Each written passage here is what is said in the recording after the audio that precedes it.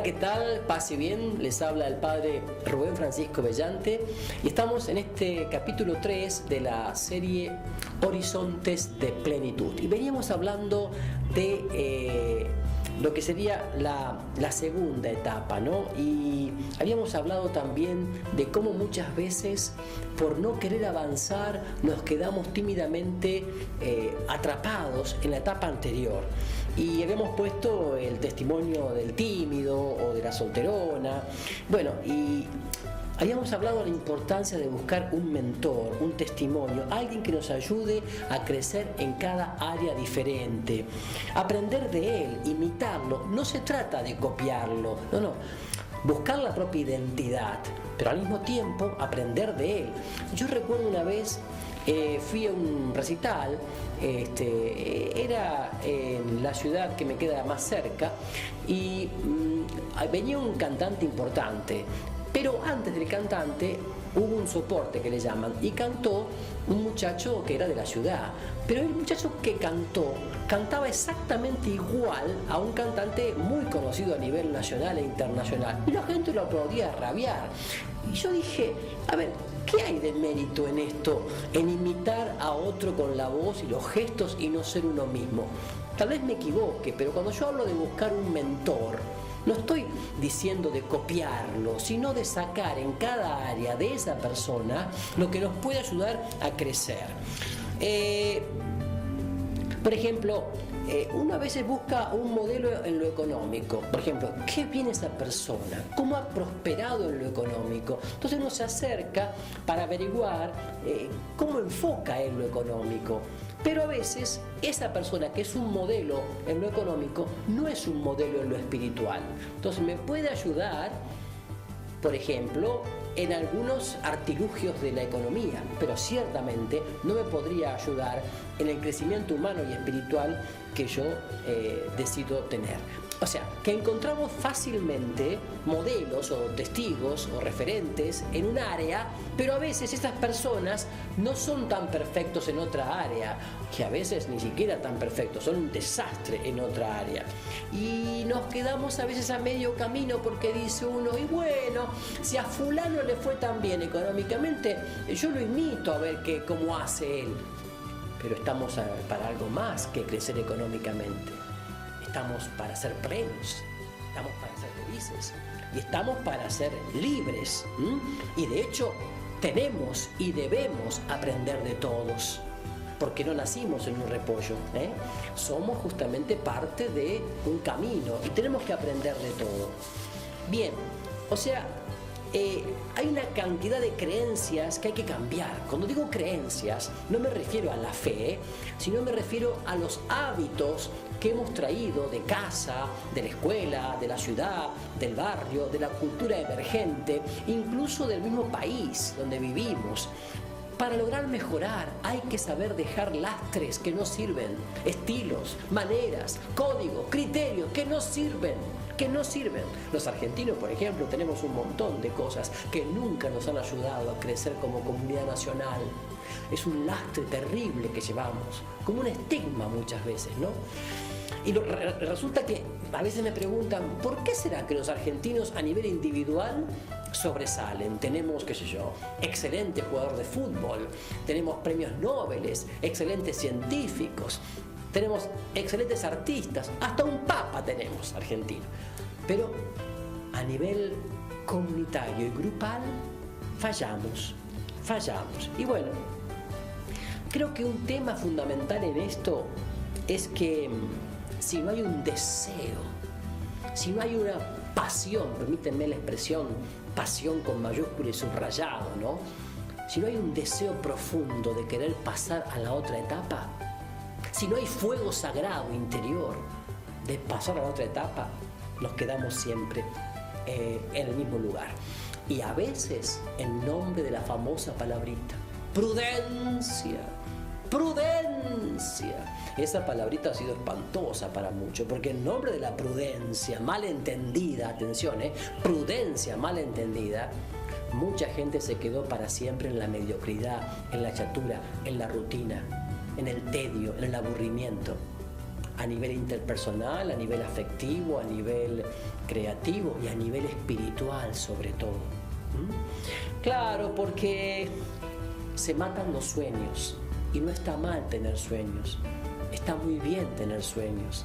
Y hay que tener sueños, hay que tener anhelos, hay que tener deseos, hay que tener proyectos, y hay que poner pasión, hay que poner ganas, hay que poner deseo en eso. Hay que poner combustible, hay que poner ideales, hay que poner fuerza en esos ideales y sobre todo hay que proponerse ideales y ser estable, perseverante y constante y no estar cambiando a cada rato porque esto salió así o allá. Es bueno siempre tener claro mi horizonte de plenitud, hacia dónde quiero ir, hacia dónde debo ir. O sea, pasión, alegría, satisfacción, entusiasmo, fogosidad, gozo y varios afectos más que surgen de lo más profundo cuando, por ejemplo, describo un viaje o una película a veces. Yo he visto a la gente describir sus últimas vacaciones, que viajó a la Patagonia, o viajó a las cataratas del Iguazú, o viajó a México, no sé qué, a España, Italia, y lo cuentan con una pasión. O bien fueron a ver una película que les apasionó y cuentan cada detalle. Pues bien, con la vida de todos los días tenemos que ser así. Gracias a Dios, las etapas tienen que durar mucho. Tienen que durar mucho. Por eso quiero comenzar a hablarte de lo que sería la segunda etapa, que es la etapa discursiva o de reflexión. Segunda etapa, que es la etapa discursiva o de reflexión. Pero antes de pasar a eso, te voy a dar unos datitos más de la etapa que estamos dejando. Lo hacemos juntos.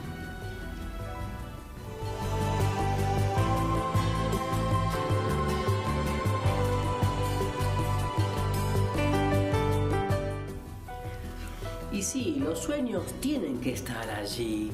Habrá que reciclarlos, adaptarlos, planearlos, pero nunca suprimirlos. La vida en abundancia supone ser bien ambicioso. A ver, mucha gente me dice, bueno, pero eso era cuando yo era joven, o sea, era adolescente, tenía muchos sueños, muchos ideales, ahora me casé, tengo hijos, ya no puedo viajar como viajaba antes. Sabés que a mí me encanta viajar, yo hacía de mochilero, hacía campamentos, subía a la montaña, iba al mar y ahora no. Dice, está bien, yo puedo entender y es necesario una prudencia en este discernimiento porque si hay obligaciones con la familia, con los hijos, ciertamente, pero lo que te quiero decir es que nunca, jamás soslayes definitivamente eso que te daba tanto gozo y tanta alegría. Lo que se puede hacer es organizar mejor los aspectos laborales, económicos, familiares, para justamente poder hacer eso que tanto te gusta, porque eso también es bueno. Es decir, porque ambicioso, atención, es sinónimo de una persona anhelante, esperanzada, resiliente, ¿no? Es decir, que posee la capacidad de estar siempre buscando levantarse de cada caída, de cada aparente fracaso, de cada aparente frustración, de cada aparente insatisfacción y seguir adelante, persiguiendo mayores sueños. Eso es nuestra vida, eso es nuestra vida. No se trata de ser prudente o libre, sino más bien de ser prudente y libre. No se trata de ser responsable o aventurero. ¿Por qué no responsable y aventurero? Aventurero en el buen sentido de la palabra, ¿no? Me parece importante. Por eso a veces es bueno revisar ese diario personal que escribías cuando eras adolescente o joven, o incluso si lo seguís escribiendo ahora, releer aquello que te da combustible, que te da energía, que te da fuerza, que amplía o dilata tu horizonte de vida, porque finalmente lo que uno desea con pasión se manifiesta en la vida, lo que uno desea con pasión se manifiesta en la vida. Durante esta etapa, te decía, de reflexión. Ya no se repite automáticamente todo lo que hemos aprendido o recibimos de la familia, de los padres, de la sociedad, sino que comenzamos a hacer una especie de debate, ¿no? Interior y exterior sobre las diferentes posibilidades que podemos tener. Y allí uno comienza a calcular diferentes estrategias o conductas para poder optar. Es una etapa esta muy creativa, ¿quién lo duda? Una etapa donde la parte racional, intelectiva, trabaja mucho, muchos cabildeos, muchos razonamientos, ¿no? Durante toda esta etapa discursiva, la mayor parte de las personas discurren tanto interior como exteriormente. Hablando de discurrir interior, hablamos de un diálogo íntimo donde cada uno se encierra dentro de sí y como fruto de tal diálogo rico, fructuoso, fecundo, diría yo, surgen nuevas acciones o actitudes, pero también un diálogo exterior, es decir, diálogo con otros, debatir, discutir, consultar. Todo esto es muy rico, pero claro, a veces la parte negativa de esta etapa, de segunda etapa, es que muchos se hunden en la crítica de todo y de todos. Comienzan a transformarse en cínicos, comienzan a ser pesimistas, comienzan a tener un desaliento y con una actitud negativa. Bueno, comienzan a sentir disgustos interiores porque comienzan a experimentar un discurso interior pero negativo, y eso los lleva a sentir frustración, a sentir tristeza, a sentir una sensación de agobio. Es decir, comienzan a echarle la culpa en primer lugar al país, a la economía, a las potencias extranjeras, a que no se puede, para qué, todo es igual, o mi familia no me acompaña, o mis padres que no me educaron bien, y todo es así. Entonces comenzamos a culpar a unos y a otros, y comenzamos a decir: en este país no se puede avanzar, o esta empresa es un desastre, o la universidad es para acomodados, o nadie valora mis esfuerzos, o no tuve suerte, bueno, lo mejor es ser corrupto, mentiroso, chanta para tener suerte, y todas esas cosas, bueno. O no nací en una familia acomodada, nací en una familia pobre, ¿qué voy a hacer? Todas esas cosas van justamente provocando ese cabildeo interior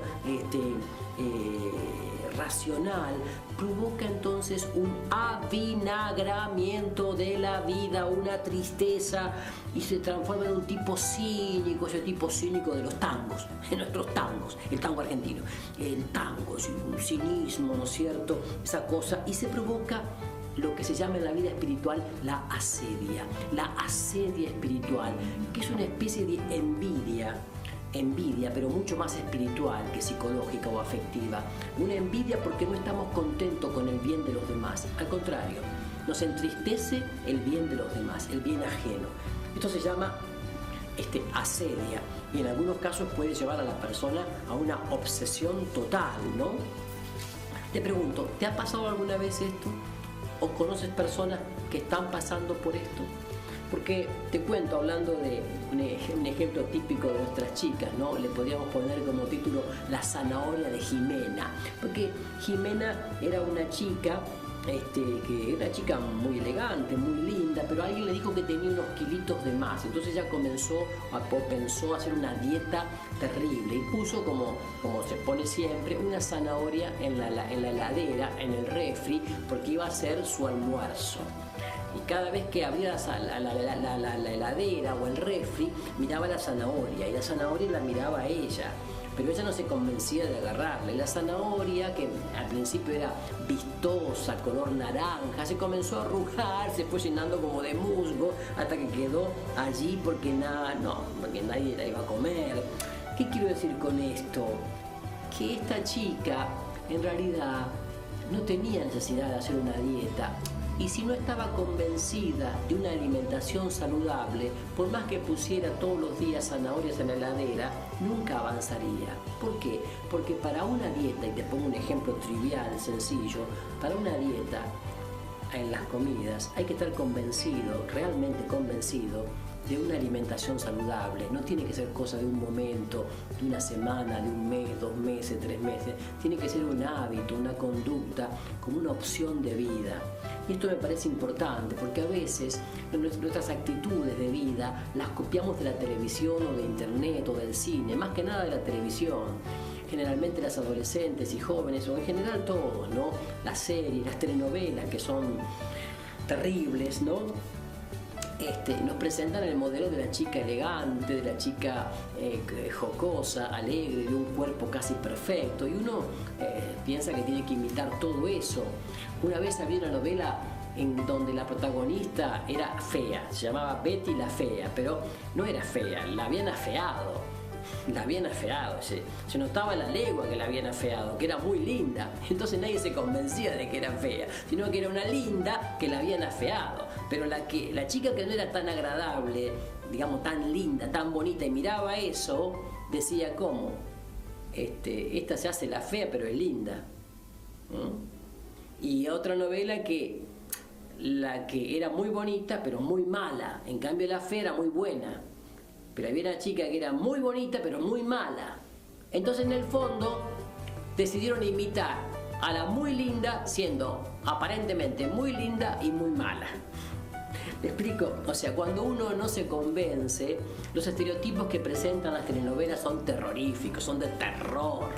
Uno tiene que convencerse a sí mismo aceptando lo que uno es, aunque no tenga 90, 60, 90, aunque no tenga los ojos de color no sé, celeste o verde.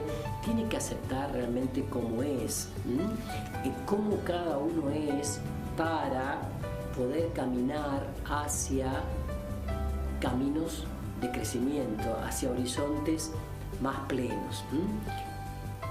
Tenés que decidir o ser una gordita feliz o ser una flaca amargada, depende de cada uno, ¿no? Porque a veces, si no, quedamos entrampados, quedamos atrapados en lo que es la infelicidad, en lo que es la frustración, en lo que es la insatisfacción. Parece que esto es importante.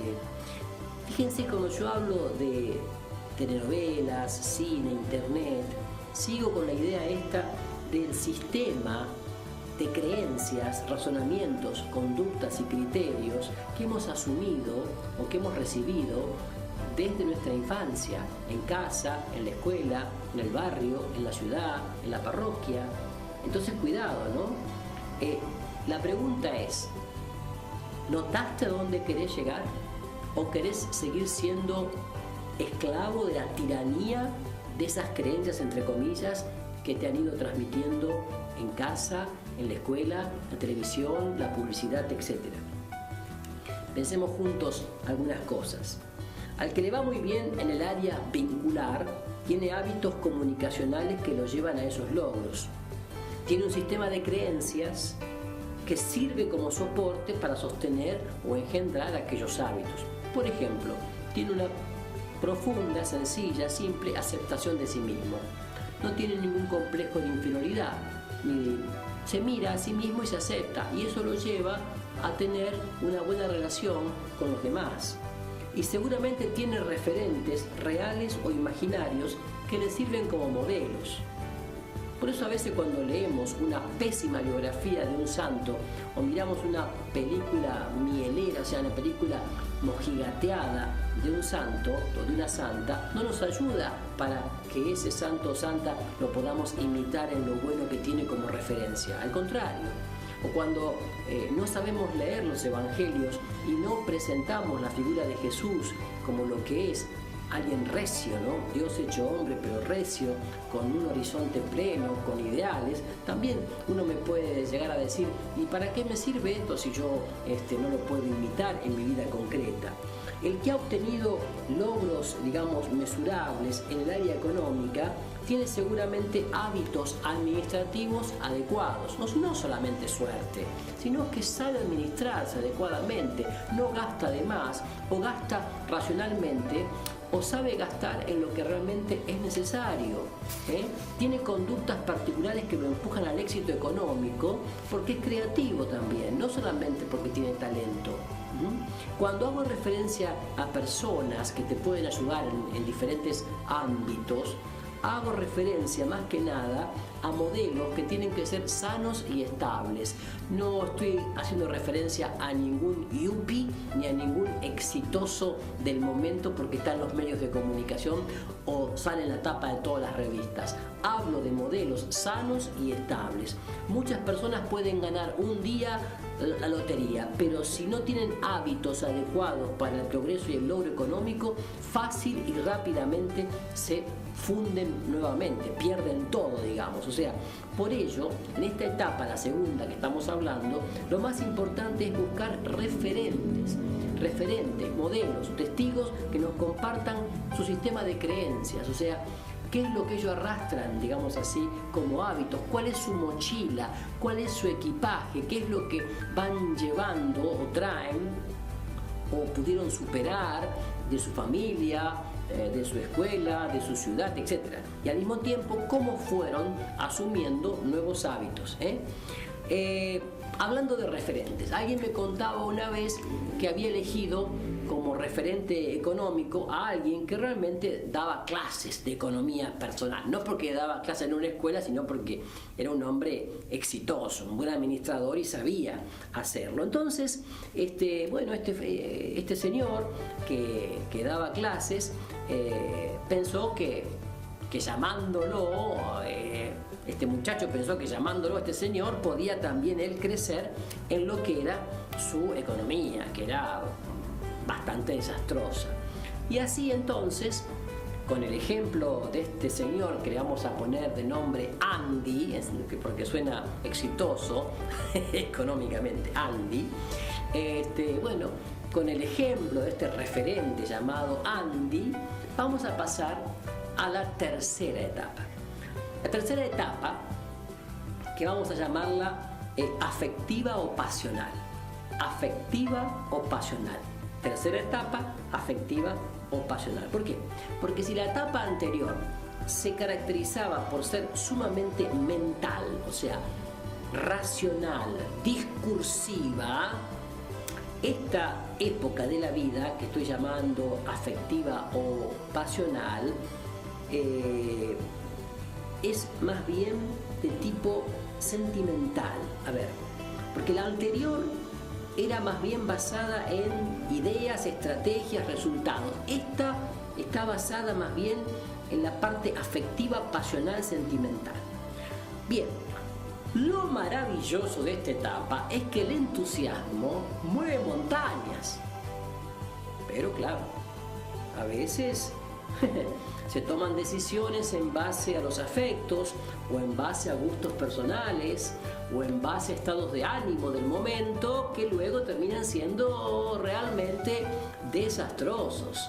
Y por eso es importante que nos hagamos un momento de discernimiento para descubrir cómo esta etapa pasional puede ayudarnos, pero si al mismo tiempo la complementamos con la parte discursiva o mental del discernimiento. Te lo voy a explicar a través de un ejemplo culinario, gastronómico. Resulta que si uno va a un restaurante y le pide al mozo, ravioles.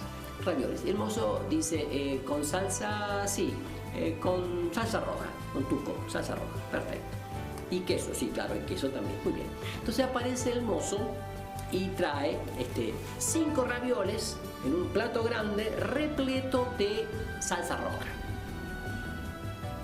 Entonces uno lo mira al mozo y dice, mozo, pero escúcheme, a ver, está bien, usted me trajo ravioles con salsa, con tuco, pero acá hay 5 ravioles.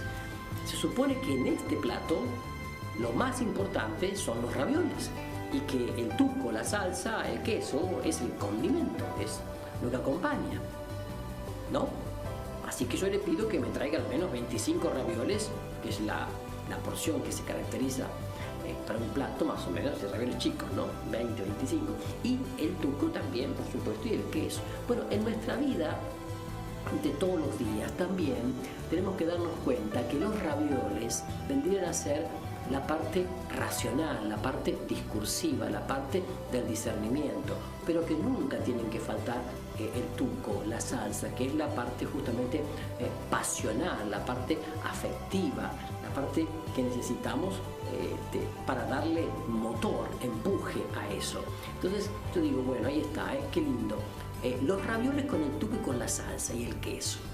¿Sí? La parte del discernimiento, la parte de la afectividad, la parte de la racionalidad con la parte de la pasión, la parte de la afectividad. Porque si yo digo, si una idea no me mueve, ¿de qué me sirve tener las ideas claras? ¿No? He encontrado gente con ideas brillantes, pero que son un iceberg, un bloque de hielo, que no convencen ni a la esposa. Justamente, ahí está el punto. Tenemos que saber comunicar la idea con mucha pasión, con mucha fuerza. Pero el otro riesgo es que la sola pasión, la sola fuerza o la sola emoción nos puede llevar a una gran confusión y a una opción equivocada, no discernida, errada. Si uno tiene un auto, un Audi, un Mercedes-Benz, por decir, último modelo, 0 kilómetros, pero al intentar subir con un tapizado precioso, hermoso, de lo mejor, un tablero que no les digo, trata de dar vuelta a la llave y no enciende el motor, no enciende, abre y no hay motor. No hay motor. Tengo un autazo, tengo un carro, como dicen en Estados Unidos, pero es un carro hermoso, importado, de colección si quieren, pero no tiene motor, no me lleva a ningún lado. Prefiero una bicicleta, que al menos me lleva a la otra cuadra. Esto pasaría lo mismo si yo tengo emoción, pero no tengo el motor. Tengo la idea, pero no tengo la fuerza. Tengo el carro, el auto, pero no tiene el motor. La idea sin la emoción no se contagia, no se transmite, no se comunica. Por eso muchas veces alguien me ha dicho, mira, estuve en tal lado, me gustó tanto lo que dijo fulano, porque no es tanto lo que dijo, sino cómo lo dijo. Y hoy diríamos, hablando en comunicación, que una imagen puede más que 10.000 palabras. Hoy por hoy la imagen transmite. ¿Qué transmite? Transmite emoción, transmite pasión, transmite fuerza y también transmite una idea. Es cuestión de saber usarlo. En nuestra vida tiene que pasar lo mismo. Pero te invito a que podamos seguir sacando agua del pozo a través de esta etapa que hemos llamado la etapa pasional o afectiva. Así que bueno, sigamos caminando juntos buscando horizontes más plenos. Paz y bien para todos.